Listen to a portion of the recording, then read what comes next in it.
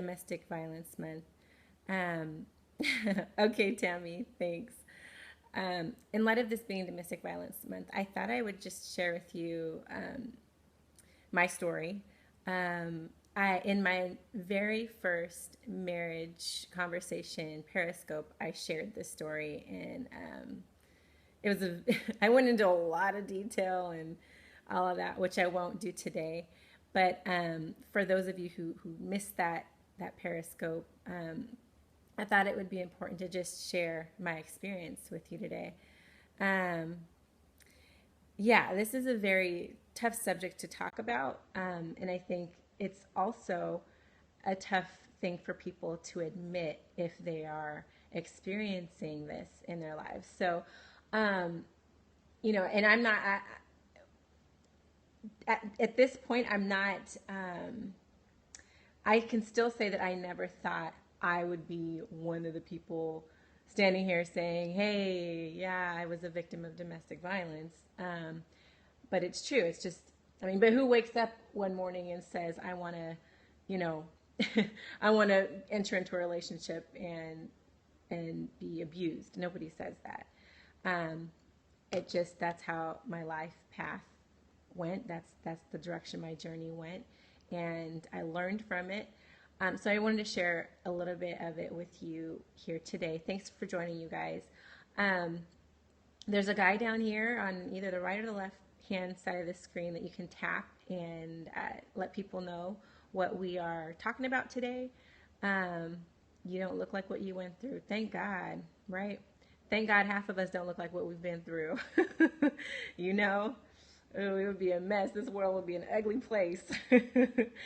but yeah, so and you can tap the screen anywhere at any time to let us know, let me know that you like what we're talking about. So domestic violence, you guys. This is my story. Oh, and you'll notice that I hashtag 31 and 31 because if you look up that hashtag, there are different survivor stories and things like that that you can read if you like. And I just happened to find that hashtag when I was kind of researching domestic violence, and so I thought I would add it to this scope. Hey, Natalie. So my story, I want to first state that um, the person that I was victim to domestic violence with is not my husband. My husband has never done anything like that, nothing close. So I want to make sure that that's clear.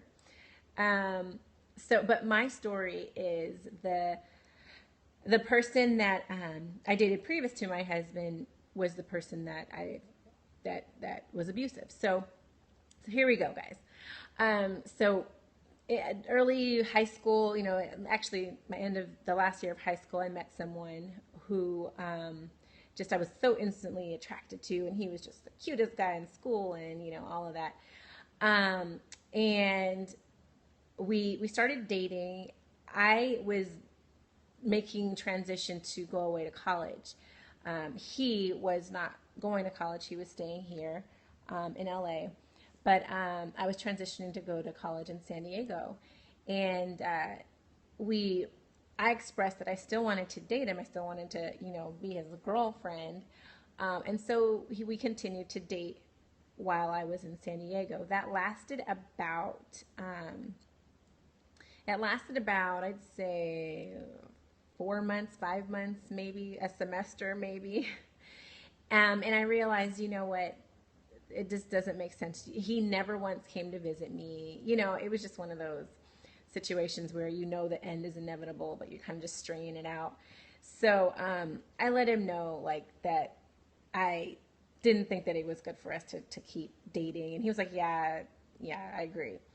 Um, so we stopped dating. I started meeting other people, making new friends, things like that, and I realized that every person that I met, I was comparing to him. I was, hoping that they would measure up or be better than him. And and I don't know why, but I just held this crown over his head like he was just the cat's meow. And mind you, he everything was great prior to our breakup. The only reason that we broke up was because he didn't come see me, and we were just not communicating like we used to. So everyone that I met, I compared to him. Were they as cute as him? Were they as nice as him? Were they as sweet as him? All of those things. And nobody ever measured up. So I found myself in a place, and at this time I hadn't found Christ. I wasn't saved or anything like that.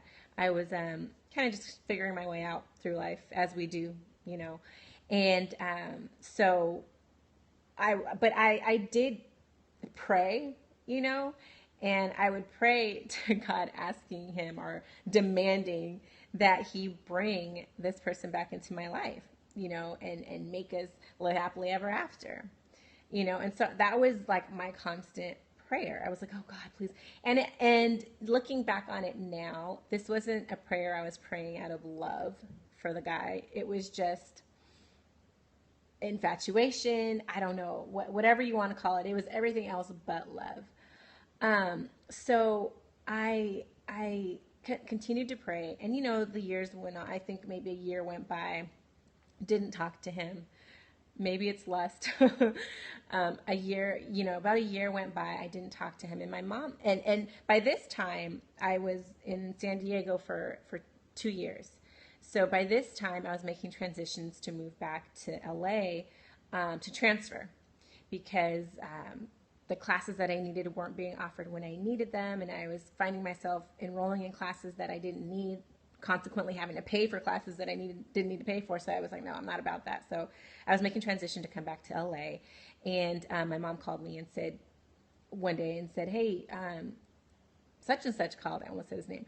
So such and such called, and he had asked me for your phone number.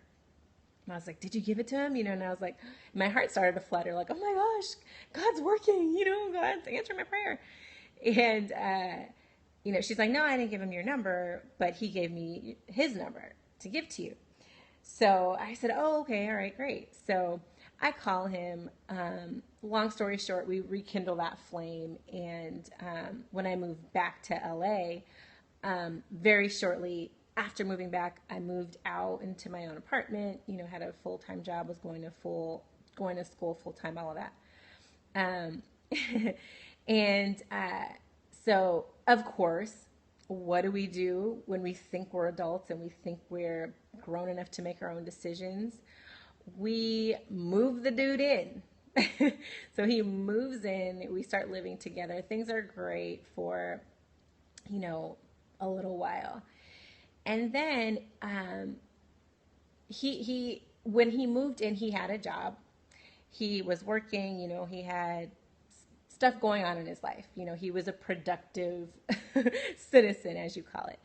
And so we both had things going. We were both able to contribute to the household expenses, right? But not too long after, he lost his job. And very soon after that, I started to notice signs. I started to notice him say things and do things and act in a way. Yeah, we were planning this life, this fairy tale life, but didn't have our foundation in order, guys. Weren't married, none of that. So, I started noticing these signs. I started noticing things that he would say, things that he would do that he wasn't doing before. And mind you, he's not working, so he's at home. He's kind of just looking for jobs, getting turned down, So he's not in a good mental space with himself. He's not feeling the best self-esteem. He's not, feeling the most encouraged. And me, I'm just like, I'll see you later. I got to go to work. Too much idle time. And he's sitting here probably thinking I'm off having lunch with guys, and I don't know what he's thinking, right? But apparently, he concocts this idea in his head that I am interested in being with other people, and that I, am dating somebody. I honestly to this day don't know exactly what he thought was going on, because he knew my schedule. He knew the hours I worked. I worked right down the street, so he could pop up, if he needed to or wanted to. And then I went to school and I came home, and that was it. So I guess, I don't know, I guess in his head he came to the conclusion that I was cheating on him or something like that. So he started acting very jealous and very possessive. I started seeing these signs. He would say things to me like, for example, if we were driving, well, I remember one case in particular where we were driving down the street in my car. He was driving, and and you know how when you're driving in traffic and a car pulls up beside you, bumping some song or some loud music, you kind of like just naturally look, not even processing probably that you're looking, but you can just kind of look. It's like instinctual almost.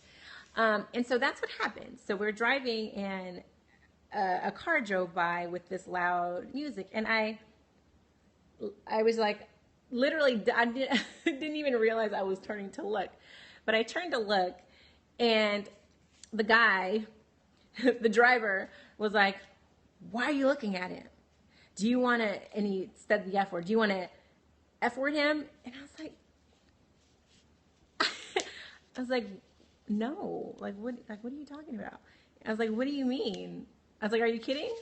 Yeah, because at this point, I was like, this was one of like the more blatant signs, and I was like, in my head, I'm like, did he really just ask me this? Like, seriously? you know? And so that was one instance where it was a red flag, you guys, a red flag that I chose to ignore.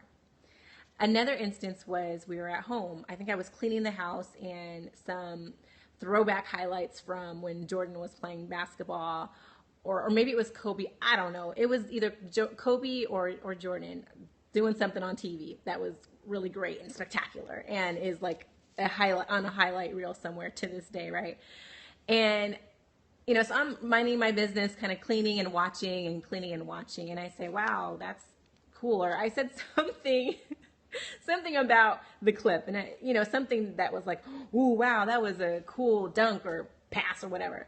And he said this. His response was the same as when I turned to look at the car that drove by us. He said, "Oh, so you want to F him?" And I'm like, "Dude, like, what is wrong with you?" And so that was the second red flag. Now, to this point, he had never shown me any other signs that I recognized that gave me any kind of indication that he was becoming this jealous, possessive person. These instances occurred, probably months apart or whatever. So I didn't necessarily, abort. I didn't necessarily connect the dots, or see the pattern that was beginning. And so, time passed. You tend to forget those things, and you sweep them under the rug.